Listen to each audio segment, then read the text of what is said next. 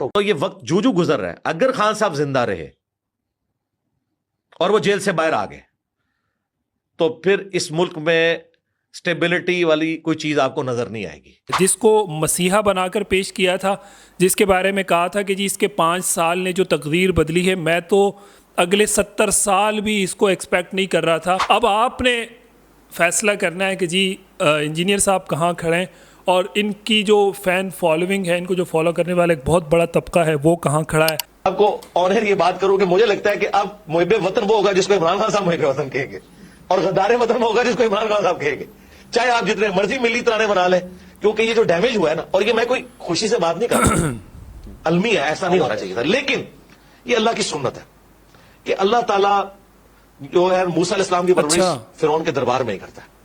ٹھیک ہے. اچھا، نواز شریف صاحب ان کے اعلی کار تھے، پہلی سٹروک تو ان کو نواز. سنا آپ نے انجینئر صاحب کیا کہہ رہے ہیں؟ انجینئر صاحب کے حوالے سے بڑا مشہور تھا کہ جی یہ یو ٹرن لے لیتے ہیں، اپنی چیزوں سے پھر جاتے ہیں، اور خیر یہ تو اپنے بارے میں یہی کہتے ہیں کہ میں نے کب یو ٹرن لیا اپنی بات سے، کب میں پھرا ہوں. وہ مذہبی معاملات میں، دیگر دسیوں چیزوں میں. لیکن یہ یہاں پر آپ حیران ہوں گے کہ عمران خان کے حوالے سے انجینئر محمد علی مرزا کا موقف پہلے کیا تھا، وہ آپ اس ویڈیو میں ذرا سنیں. آپ کو آنر یہ بات کروں کہ مجھے لگتا ہے کہ اب محب وطن وہ ہوگا جس کو عمران خان صاحب محب وطن کہیں گے، اور غدار وطن وہ ہوگا جس کو عمران خان صاحب کہیں گے. اچھا، چاہے آپ جتنے مرضی ملی ترانے بنا لیں، کیونکہ یہ جو ڈیمیج ہوا ہے نا، اور یہ میں کوئی خوشی سے بات نہیں کر رہا، اچھا، المی ہے، ایسا نہیں ہونا چاہیے تھا، لیکن یہ اللہ کی سنت ہے کہ اللہ تعالیٰ جو ہے موسیٰ علیہ السلام کی پرورش فرعون کے دربار میں ہی کرتا ہے. ٹھیک ہے. نواز شریف صاحب ان کے اعلی کار تھے، پہلی سٹروک تو ان کو نواز شریف سے پڑ گئی. فضل الرحمان صاحب تھے، فضل الرحمان صاحب سے بھی پڑ گئی. ایک عمران خان صاحب بچے تھے، انہوں نے تو ساری کسریں نکال دی ہیں. اب اس قوم کا تحویل قبلہ ہو چکا ہے، اب کوئی فوجی ڈکٹیٹر یہاں پہ کوئی قبول نہیں ہوگا. نیور. آپ نے سنا کتنا مطلب یہ ایک پورا نظریہ ہے نا، ایک رائے ہے جو آپ ایک شخص کے بارے میں قائم کر رہے ہیں. اور اس وقت انجینئر صاحب کی کیا رہے، دیکھیں انہوں نے کہہ دیا نا کہ آپ دسیوں میلی ترانے بنا لیں، یہ کر لیں، وہ کر لیں، اور میرا تو گمان نہیں تھا کہ اتنی بڑی تبدیلی آ جائے گی. بہرحال آ گئی، اور انجینئر صاحب مان گئے اور اس کو کیمرے کے سامنے بیان بھی کر دیا. اب کیا ہوا ہے یہ سنیں ذرا. تو یہ وقت جو جو گزر رہا ہے، اگر خان صاحب زندہ رہے اور وہ جیل سے باہر آ گئے تو پھر اس ملک میں سٹیبلٹی والی کوئی چیز آپ کو نظر نہیں آئے گی. سٹیبلٹی والی کوئی چیز نظر نہیں آئے گی اگر خان صاحب جیل سے باہر آ گئے. مطلب یہ وہی خان صاحب ہیں جن کے بارے میں انجینئر صاحب نے کچھ دیر پہلے کہا کہ یہ تو کرشمہ ہوا ہے اس ملک کے اندر، مجھے تو 70 سال میں ہوتا نظر نہیں آ رہا تھا جو خان صاحب نے 5 سالوں میں کر دیا ہے. اسی خان صاحب کے بارے میں انجینئر صاحب کہہ رہے ہیں کہ اگر یہ جیل سے باہر نکل آئے تو مجھے کچھ نظر نہیں آ رہا. سنیں آگے ذرا کیا کہہ رہے ہیں. سیدھی سی بات ہے، اور یہ فوج کو پتہ ہے، اس لیے وہ اندر ہے. تا وقت ہے کہ ان کی کوئی گارنٹی دے، ان کی گارنٹی تو کوئی بھی نہیں دے سکتا. حقیقت بات ہے، کیونکہ ان کی زندگی یو ٹرن سے عبارت ہے، وہ کسی ایک بات پہ بھی قائم نہیں رہتے. ان کی زندگی یو ٹرن سے عبارت ہے. ٹھیک ہے، عمران خان صاحب کی زندگی میں بڑے یو ٹرن ہیں، اور انہوں نے اپنی سیاسی زندگی میں بہت سارے فیصلوں سے واپس پلٹ کر بھی آئے. لیکن یہ بات کرتے ہوئے انجینئر صاحب کے سامنے یہ والا کلپ اپنا جو پرانا ہے یہ چلا دینا چاہیے تھا کہ سر آپ کتنا بڑا یو ٹرن لے رہے ہیں. عمران خان صاحب تو چلیں ٹھیک ہے، وہ یو ٹرن کے حوالے سے بڑا معروف ان کا وہ ہے. آگے انجینئر صاحب کیا کہہ رہے ہیں یہ بھی سنیں ذرا. اسی لیے ہمیں ان کی مظلومیت تو نظر آتی ہے، فوج کی بھی مجبوری دیکھیں. وہ بھی کہتے ہیں کہ بھائی اس کو باہر نکالیں تو پھر آپ کو پتا کیا کرے گا. مظلومیت تو ہمیں نظر آتی ہے لیکن فوج کی بھی مجبوری آپ دیکھیں.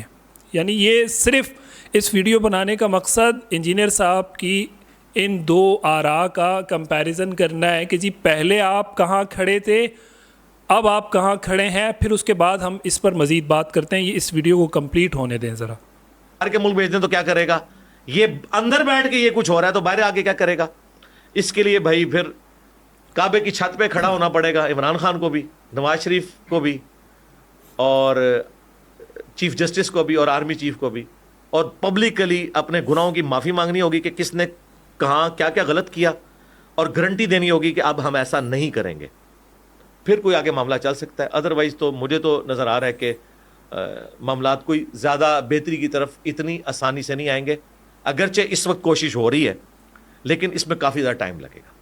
میں اس وقت ملک کو یعنی ایک پولیٹیکل جو وکٹمائزیشن ہو رہی ہے اس کو اگر سائڈ پہ رکھیں نا, اکانومی کے پوائنٹ آف ویو سے, یہ بہرحال انجینئر صاحب نے ایک رائے دی اور ہم نے اس کا کمپیریزن کیا کہ جی عمران خان صاحب کے بارے میں انجینئر صاحب کی رائے پہلے کیا تھی اور اس وقت کیا ہے, جس کو مسیحا بنا کر پیش کیا تھا, جس کے بارے میں کہا تھا کہ جی اس کے 5 سال نے جو تقدیر بدلی ہے, میں تو اگلے 70 سال بھی اس کو ایکسپیکٹ نہیں کر رہا تھا.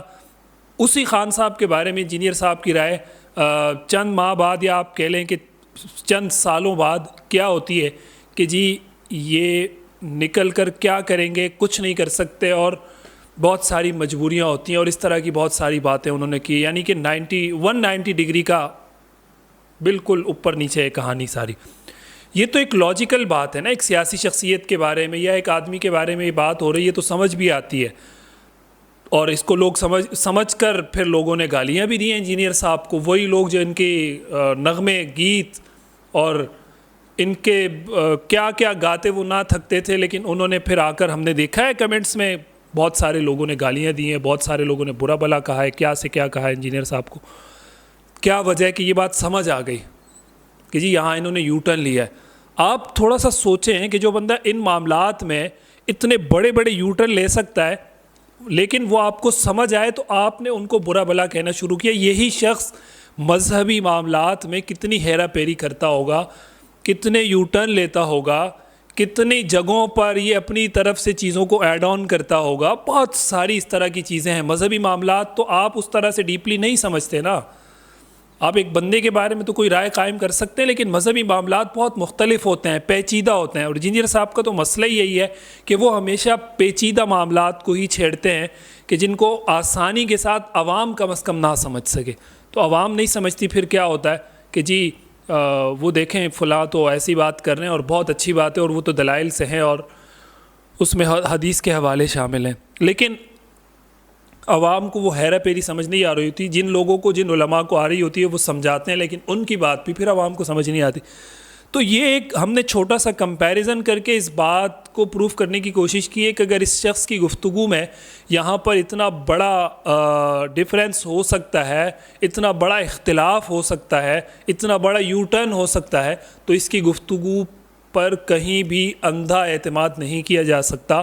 چاہے وہ مذہبی معاملات ہوں, چاہے وہ ملی معاملات ہوں, چاہے وہ دیگر بہت سارے وہ ایشوز جن پر انجینئر صاحب گفتگو کرتے ہیں اور اس کے حوالے سے قوم کو وہ مطلب اپنی طرف سے جو ان کی رائے ہوتی ہے وہ پیش کرتے ہیں. اس رائے کو اتنی جلدی قبول نہیں کرنا چاہیے کیونکہ وہ رائے کبھی بھی کسی بھی وقت بدل سکتی ہے, اور اس کے بارے میں آپ حضرات جانتے ہیں. یہ کمپیریزن ویڈیو تھی, ہم نے آپ کے سامنے پیش کی ہے. اب آپ نے فیصلہ کرنا ہے کہ جی انجینئر صاحب کہاں کھڑے ہیں اور ان کی جو فین فالوئنگ ہے, ان کو جو فالو کرنے والا ایک بہت بڑا طبقہ ہے, وہ کہاں کھڑا ہے جو یک دم ان کے گیت گانا شروع کر دیتا ہے اور پھر اگلے لمحے ہی ان کو گالیاں دینا شروع کر دیتا ہے.